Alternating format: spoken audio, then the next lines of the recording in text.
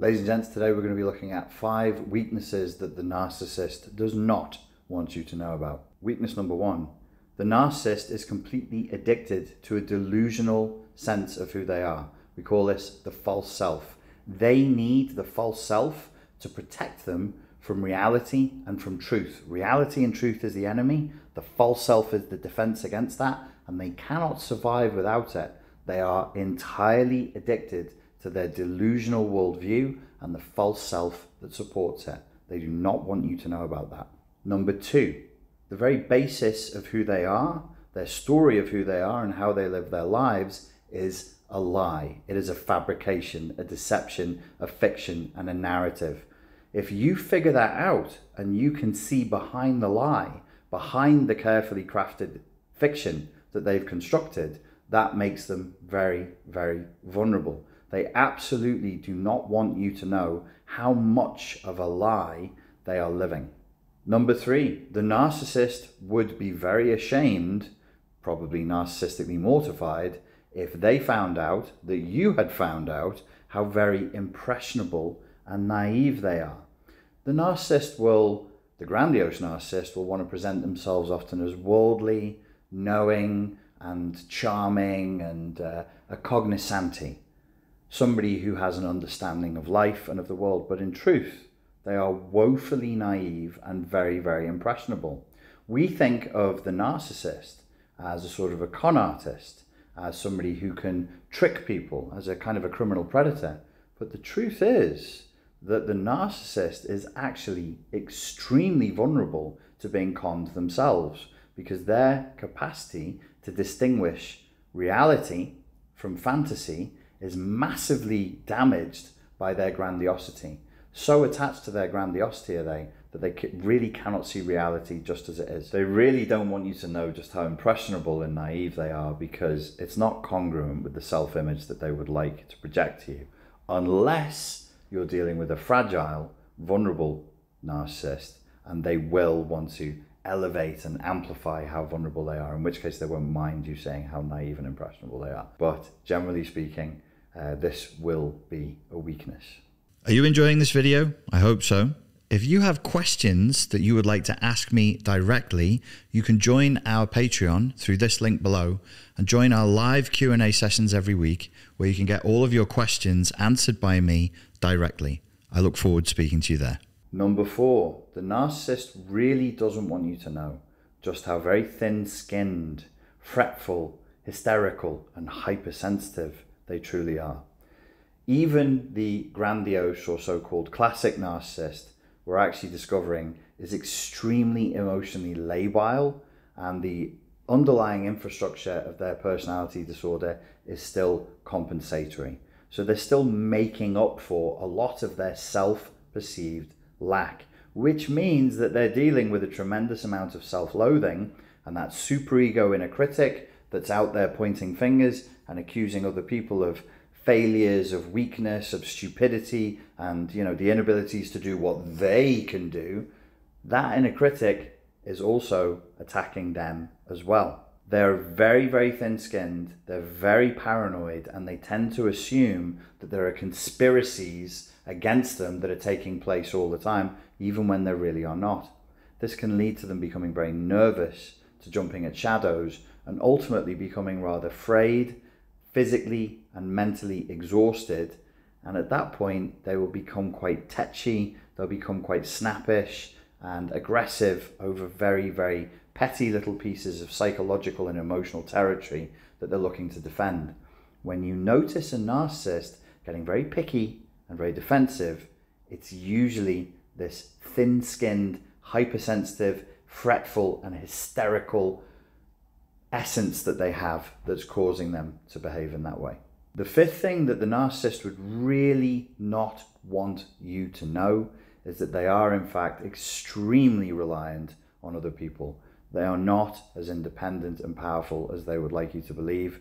They're very needy, they're very dependent, and if they're not receiving attention and adulation and admiration nearly constantly, they become anxious, and then beyond that anxiety, there can be aggression, and beyond the anxiety and the aggression can be mortification, which will lead to a kind of depression. It looks just like depression. It's actually a narcissist that has gone into narcissistic depletion of their supply. They're no longer in narcissistic elation, which means the supply is full. It's depleted. It looks like depression. It functions similarly to depression, but it's not depression. It's actually narcissistic depletion, because they are so reliant on other people and that supply they so desperately need.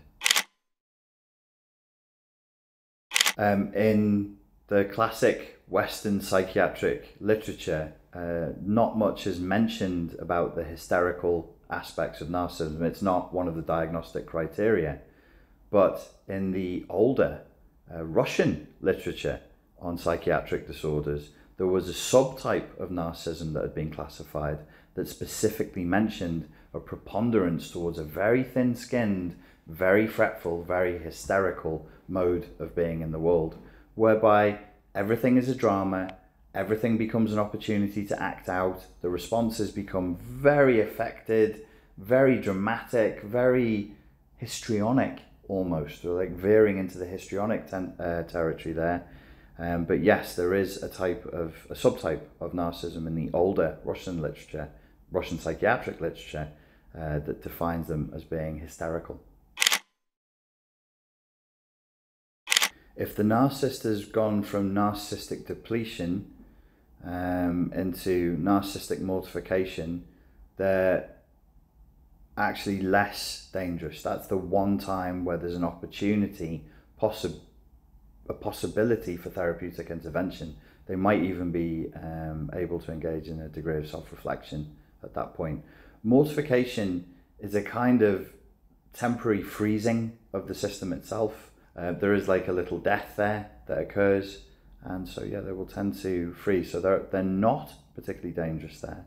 They're dangerous when threatened, but mortification, you've gone past threat, and something has really shown up that's really exposed to them and to others how fraudulent their whole self-concept is, and the damage is already done. Now, in the lead up to that, in the moments before they think narcissistic mortification would be delivered, or narcissistic injury even would be delivered, yes, they would be dangerous, but afterwards, generally no.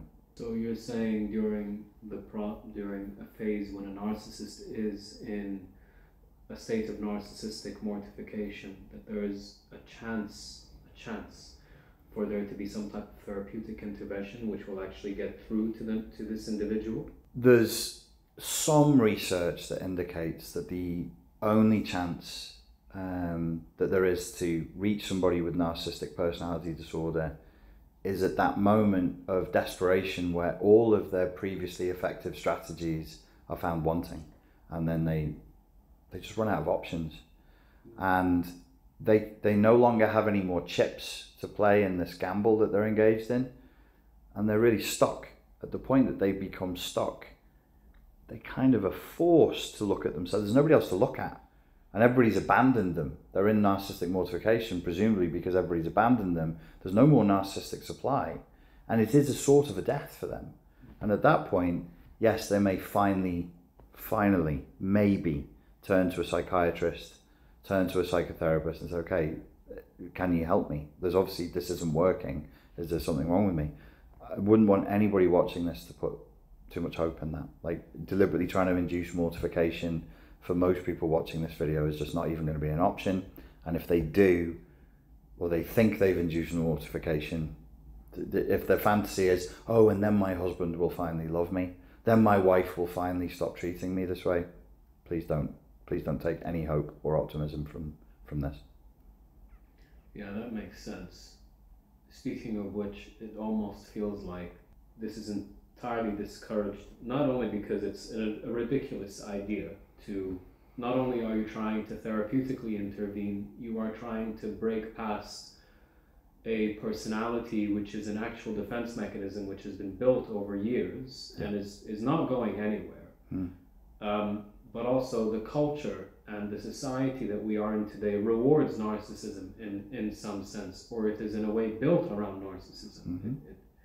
It's a society and culture where narcissism can thrive with the way we've become so disconnected through no community, But we think we have communities online where people can actually create any type of persona. Look at Tinder for a good example, where someone can just create a persona. Is it because there's a cultural aspect of narcissism which we can never get rid of at this point in time? Is that why it's so hard to cure them, do you mean? Yes. I never asked the question myself that way before. Is it hard to cure? I see where you're coming from, but the question, is it hard to cure MPD because it's culturally supported? Let me support with another example. If we were out in a tribal community, we're in the middle of the desert, let's say, would it be more difficult for narcissism to exist there, like for someone? Much more. Much more difficult, right? Yeah, almost. I would say almost it can't. Much less likely to develop as well. Wow. Much less likely to develop. I can't really see if people were still living in bands of 30 to 50 people, like an extended family unit. I don't know how a child, if one parent became defunct, deficient, or abusive, there's 20 other potential parents. Because I'm sure in those bands you wouldn't be like, oh, I'm not looking after you. Well, they're related. You're related, so your father doesn't want to deal with you, go hang with your uncle or your cousin or somebody else. And even we know that this happens. We have it documented, and at different phases of life, you as a young man would attach to different men. This one's happy to teach you fishing. This one's happy to deal with you when you're very small. This one only wants to talk to you when you're ready to be a warrior. So on and so forth. So then you have many fathers, many faces, and that makes much more sense to me. So there wouldn't be as much narcissism. Narcissism we broadly say it's a defense to trauma, but what is cultural trauma? Like, I don't even know. Is that psychology, sociology, anthropology? Where the needs of humans are just not being met because we've succeeded as a species. It's wild. But what happens is, in an individualized household, the father, the mother can't fulfill the needs of the child. And so the child has to fantasize to get their needs met and to protect themselves from the mother and father. In a tribe, if it wasn't okay for you to rape your kids, because that's the rules of the tribe, or hit them, I'll hear you doing it. How are you going to get away with abusing your kids? We live in huts, you fuck. I can hear everything. There's no walls. We all know what you're doing. We all know what you're doing. Don't talk to your kids that way. And then the tribal elder would just say, separate them. I'm sure that we must have either in South America, North American indigenous tribes, there will be examples of people just saying, you're no longer the daughter of that woman. You're now the daughter of this woman. This woman loves you. So I've decided. It must be. I can't imagine. And you just go, right, there you go, finished. The child is now being taken care of. You don't want your daughter? She wants your daughter. Fine, go. That is just, there's no chance of that now. There's just no, we spoke, didn't we, about the porous boundaries in Native American tribes between people. Somebody could be killed in battle and lost. Our friend Bill is killed in battle and lost. We take a prisoner, we go, well, your tribe killed Bill, you're Bill. And the person's like, I don't want to be Bill, screw you, you're Bill. We lost somebody because of you, you take that place. I'm only giving that example so that people can see other versions of humanity pre the Industrial Revolution. We figured it out, and it's much more humane. We have that in Arabia. You have it in Arabia? We have a very similar approach to family and to tribal contracts made through marriage and made through blood. For example, with Arabs, if I have my son and you are my friend and my son breastfeeds from your wife, for example. Is that possible? Yes. Okay. He becomes your son's brother in breastfeeding. What's it called in Arabic for that? Okay. Like brothers via breastfeeding. And what that would happen because of convenience or necessity, or his mother can't breastfeed, so yeah, and it builds more of a bond. So then you have now a mother figure, another mother figure for the child. Wow. Yes. Interesting. Yes. So our social and familial boundaries, humanities, can't have been as rigid as this. No. And I think we are, as animals, as a species, as mammals, like, we create ecosystems and we find balance. I see that with kids sometimes. I'm like, wow, you don't want to do, you don't want to do. I kind of feel like because I have the resource that you don't, and I'm like, in this moment, sir, what your son or your daughter needs, I can see you don't have it, or madam, I do. They don't know me. They can't hand them over to a stranger. But if we lived in a tribe of 50, 80, I think the upper limit is 150. Okay, let's say it's 80. You could say, okay, I know this guy. Okay, what? Like, I can't do what we can do criminally in this society we have now, because everyone can see me and hear me. How far can I go? And if I start walking off the reservation, as it were, with somebody else's kids, you'd be like, where are you going with those children? I'm not saying there wouldn't have been abuses. Of course there must have been. But I think the broader point here is there are elements of this culture that fosters narcissism, that fosters abuse. Because in many ways, I think that the expectation to live non-tribally is unreasonable. It's just unreasonable. How are you going to be a good father every fucking day of the year, your whole life, or a good mother? There will be bad days, and then you'll have amazing days where you have the resources. You'll be like, I can parent my kids and your kids too, hand them over.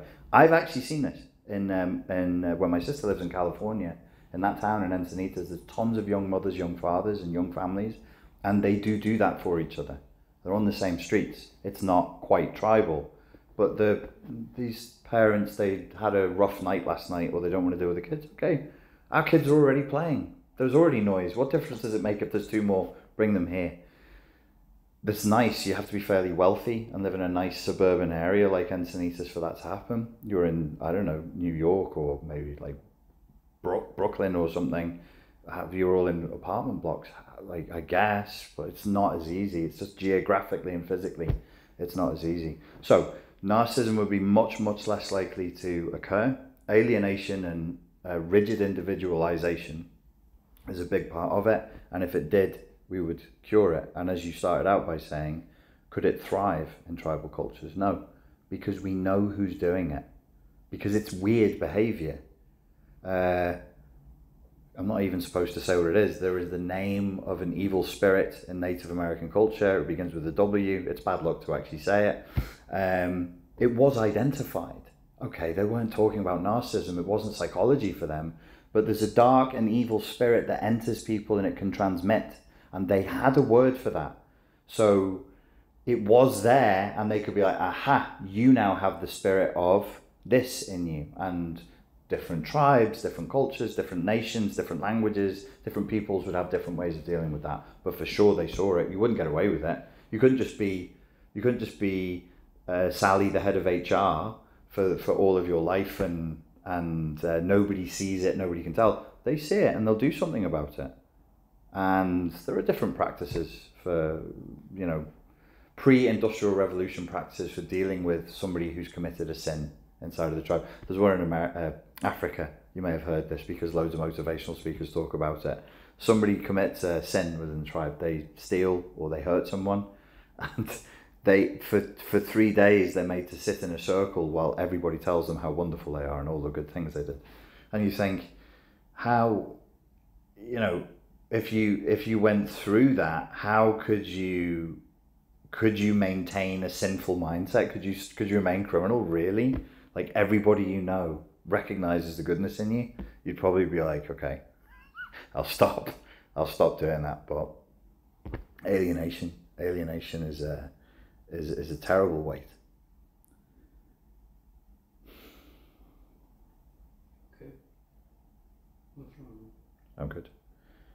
Alienation is a terrible weight against the human soul. Terrible. Terrible.